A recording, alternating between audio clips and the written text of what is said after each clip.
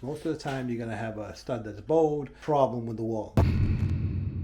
Okay, so I just finished sealing up the shower. I'm making it completely waterproof. The next step in this shower is to start installing tile. So let me just go over some of the basic things you need to do from when you get in here to get to this point to where the shower is waterproof and ready for tile. So what's the first thing you do when you walk onto a job? Well, let's just talk about showers. So what you want to do is check all the studs. Make sure that they are all in line.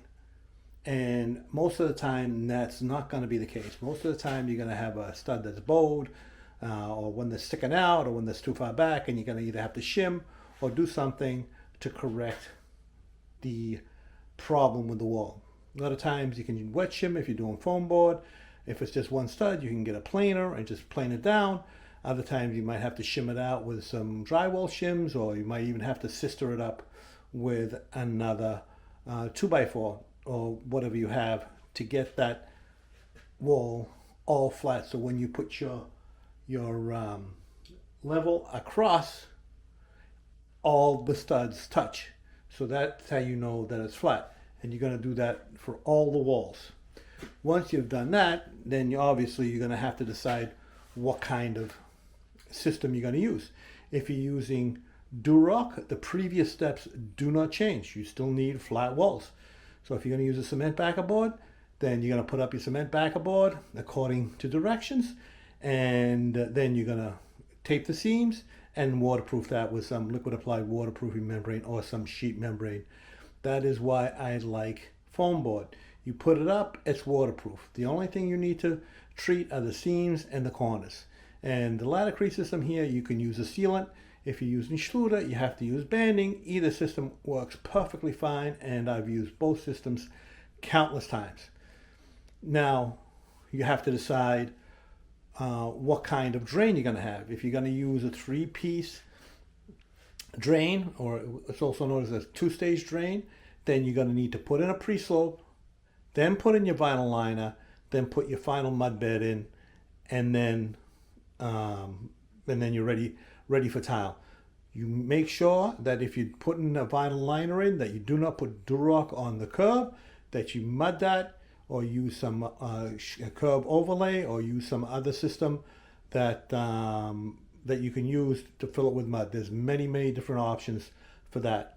If you're using a bonding flange like I'm using here, which is known as a seal system, if you're using a 2-stage drain, that's known as a water in, water out system.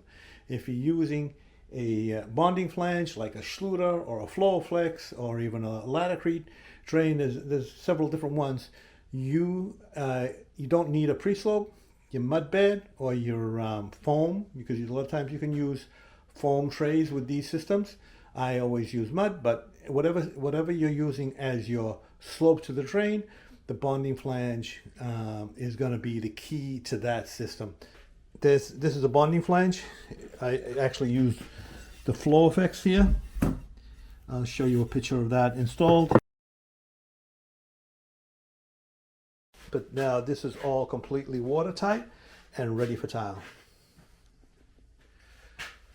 That's basically the steps that you need to take to get to this point. Once you're at this point, then your tile layout takes precedence, and you're going to have to figure out what your tile is. In this case, it's a 4 by 16 inch subway tile, and then it's going to be river rock on the floor. Just make sure that you're completely waterproof before you start installing tile. I have many tutorials and how-to videos on my channel, so check it out. Everything I talked about here, I have very detailed videos about all of them. So check it out, and I hope this little video helped you figure out how to go from one step to another, just the basics of what you need to do and what you need to think about when you start installing a shower, when you get to the point where you need to start putting up your backer board. Anyway, don't forget to subscribe, and don't forget to ring that notification bell.